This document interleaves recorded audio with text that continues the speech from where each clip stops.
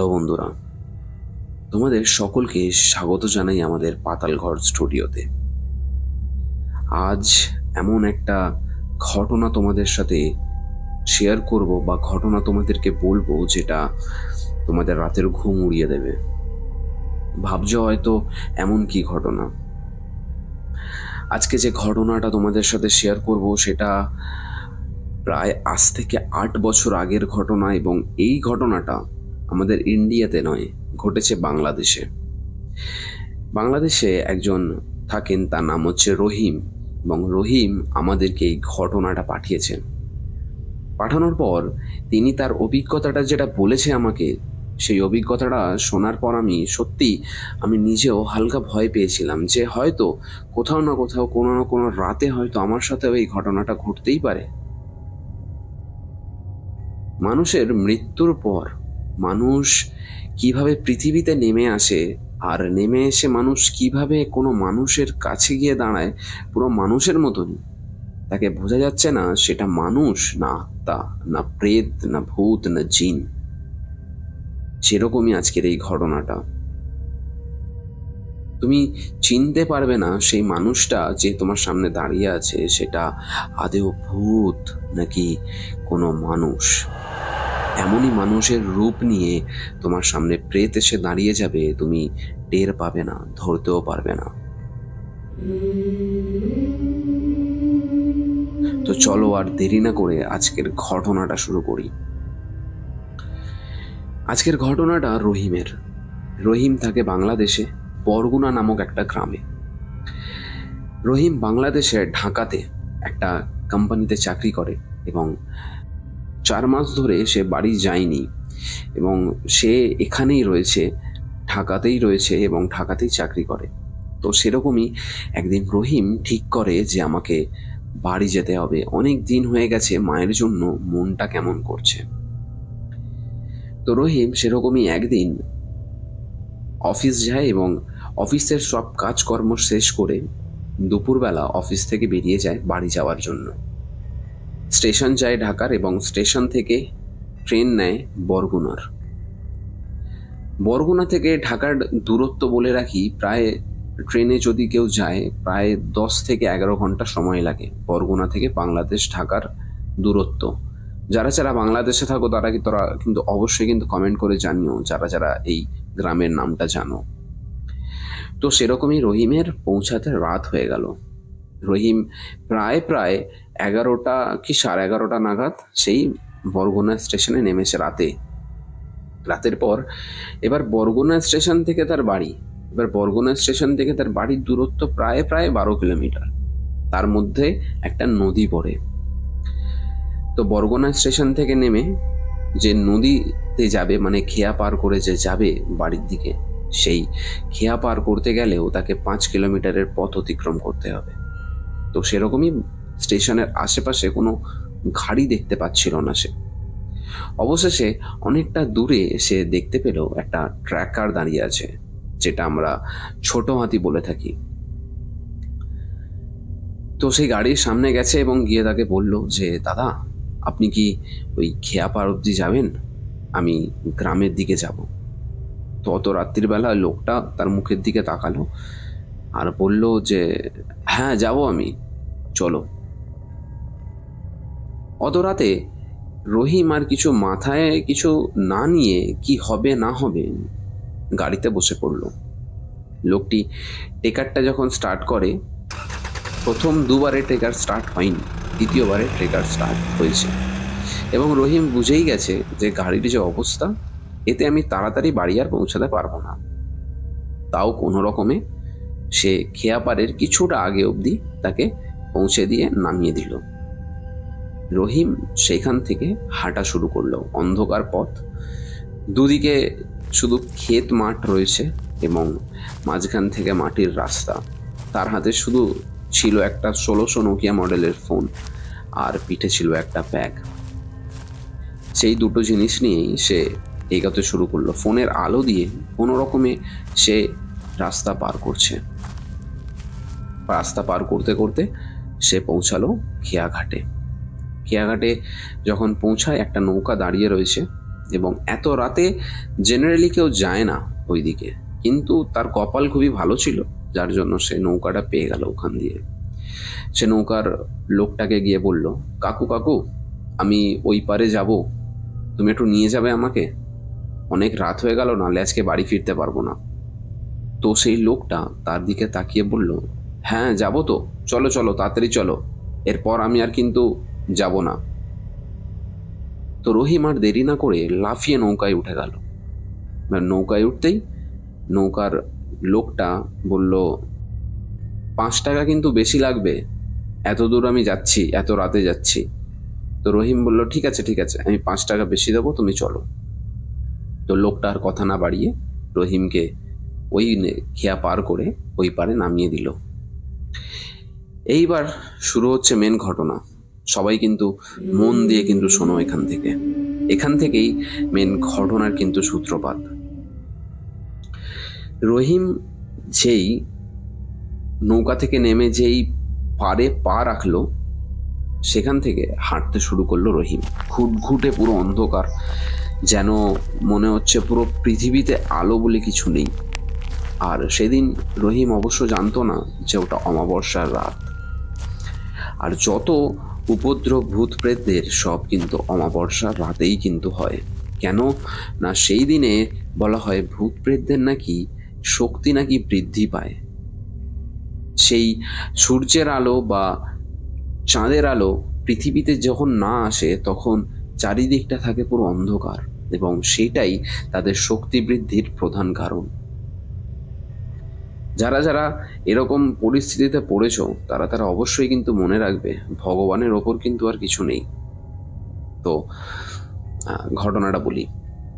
এবারে রহিম হাঁটা শুরু করলো ওখান দিয়ে, এবং যেরমটাই বলেছিলাম, তার হাতে ছিল একটা 1600 নোকিয়ার মডেল, যেটা অনেকেই ইউজ করেছো, জানো তোমরা। তো ওই ফোন ছিল, আর পিঠে ছিল একটা ছোট্ট ব্যাগ। ওই ফোনের আলো দিয়ে যতটা পারছে সে নিচের দিকে তাকিয়ে তাকিয়ে হাঁটছে। কিছুটা দূর যাওয়ার পরেই তার বাঁ দিকের কাঁধে কেউ জোরে একটা হাত রাখলো। তাতে রহিমের কিন্তু নিঃশ্বাস প্রায় প্রায় বন্ধই হয়ে গেছিল। সে যখন ঘুরে দেখল, মতি কাকু। মতি কাকু রহিমেরই গ্রামের একজন লোক, তিনিও সেই পথ থেকেই যাচ্ছেন। তো মতি কাকুর সাথে দেখা হতে রহিম একটু নিশ্চিন্ত হলো, এবং ভয়টা তার যেন কিরকম কেটে গেল। তার ভয় বলে আর কিছু নেই সেই সময়। সে জানে আমার সাথে রয়েছে মতি কাকু। মতি কাকু ওকে বললেন, কোথায় যাচ্ছিস? রহিম বলছে, আমি যাচ্ছি বাড়ির দিকে মতি কাকু। মতি কাকু বলছে, চল, আমি ওই দিকেই যাচ্ছি। রহিম আর কিছু প্রশ্ন না করে মতি কাকুর সাথে হাঁটতে শুরু করলো। সেই গ্রামের মেঠো পথ আর কিছু গাছপালা জঙ্গল কাটিয়ে সে বাড়ির দিকে এগোচ্ছে, এবং এগোতে এগোতে তার যেন মনে হলো যে মতি কাকুর ব্যবহারে একটু যেন পার্থক্য চলে এসছে বা পরিবর্তন এসে গেছে। কেন না, কারণ মতি কাকু যখন হাঁটছে তখন বারবার মতি কাকু পিছনের দিকে তাকাচ্ছে। তারপর এমন এমন সময় রহিমের মনে হচ্ছে যে রহিম হাঁটছে, কিন্তু পাশে কেউ নেই, অথচ কিন্তু পাশে কিন্তু মতি কাকু রয়েছে। তো সেরকমই রহিম হাঁটতে হাঁটতে বাড়ির সামনে যেই পৌঁছায়, মানে বাড়ির ঠিক 1 কিলোমিটার আগে যেই পৌঁছায়, তখনই মতি কাকু বলে,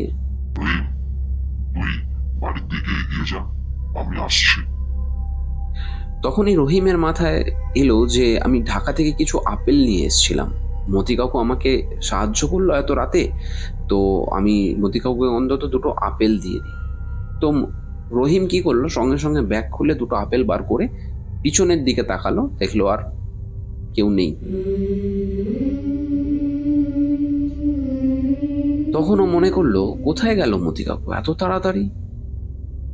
তখন রহিম মনে করলো, ঠিক আছে, গেছে কোথাও। তো রহিম আর অত মাথা না ঘামিয়ে চলে এলো বাড়ি। তার মাকে দেখে সে খুব খুশি, এবং মাও তাকে দেখে খুব খুশি। তখন রহিম হাত মুখ ধুয়ে যখন খেতে বসে রাতে, তখন রহিম মায়ের সাথে তখন গল্প করছে এবং মাকে বলছে, মা, আজকে যদি রহিম কাকু যদি আমার সাথে যদি না আসতো, আমি হয়তো আসতেই পারতাম না, আর রাস্তার যে অবস্থা, আসতে হয়তো আমার অনেকক্ষণ লেগে যেত। তখন রহিমের মা একটা কথা চিন্তা করলো যে রহিম কার নাম নিল। রহিম কিন্তু নাম নিয়েছে মতি কাকুর। রহিমের মা চোখটা বড় বড় করে ঘামতে শুরু করলো। তখন রহিম বলছে, মা, তুমি ঘামছো কেন? তখন রহিমের মা বলছে, তুই কার নাম নিয়েছিস? কেন? মতি কাকু। মতি কাকুই তো এলো আমার সাথে, একসাথে 5 কিলোমিটার হেঁটে এসছি, কোনো গাড়ি ছিল না। বলছে, তুই মতি কাকুকে দেখেছিস? কোন মতি কাকু বলতো? আরে মা, ওই মতি কাকু যে আমাদের মিষ্টির দোকানে থাকতেন। তুই ওই মতিকে দেখেছিস? মতি কাকু তো আজকে বিকালবেলা মারা গেছে।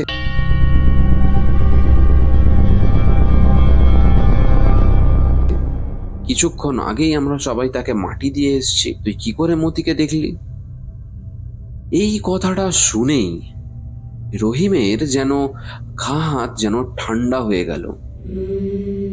যেন তার মনে হচ্ছে সে যেন এবারে মাথা ঘুরে পড়ে যাবে। তার শরীরে যেন মনে হচ্ছে শরীরটা যেন ফুলে যাচ্ছে, এরকম তার যেন শরীরের অবস্থা হয়ে গেছিল। আর সেই মতি কাকুর সাথেই সে এই 5 কিলোমিটারের পথ হেঁটে এসছে একটু আগে। সেই কথাটা শোনার পর রহিমের প্রায় 5 থেকে 6 দিন জ্বর ছিল, এবং জ্বরটা হয়তো কোনো না কোনো হাওয়া লেগে যাওয়ার জন্য হয়েছে জ্বর, বা এই মতি কাকুর সাথে এতটা রাস্তা আসার জন্য হয়তো সেই হাওয়াটা তার লেগেছে, এর কারণে হয়তো তার জ্বর এসেছে। এই ঘটনাটা সত্যি খুবই আশ্চর্যজনক ঘটনা, যাকে কিছুক্ষণ আগেই কবর দিয়ে আসা হয়েছে। সেই মানুষটা কি করে আরো একটা মানুষের সাথে একসাথে 5 কিলোমিটারের রাস্তা হেঁটে এসছে।